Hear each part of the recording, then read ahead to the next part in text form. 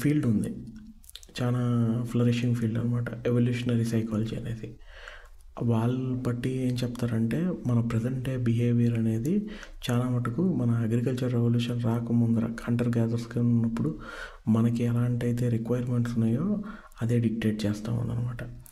Mostly చాలా scholars కూడా ఏంటంటే మన బ్రెయిన్లో ఉన్న డెవలప్మెంట్స్ లేకపోతే మన డిఎన్లో హంటింగ్ అప్పుడు ఏవైతే మన మైండ్ ఎలా ఉన్నాయో మన ఫుడ్ హ్యాబిట్స్ ఎలా ఉన్నాయో హంటర్ గ్యాదర్గా ఉన్నప్పుడు అవి ఈ కాలంలో అంటే ఈ పోస్ట్ ఇండస్ట్రియల్ ఎరాలో కూడా సేమ్ అలాగే వర్క్ అవుతున్నాయి అన్నమాట. అంటే దాన్ని బట్టి మనకుండే కాన్ఫ్లిక్ట్స్ అంటే ఏంట్రా మనం ఒకలా చేయాలనిపిస్తుంది కానీ ప్రపంచం ఇంకోలా ఉంటుంది.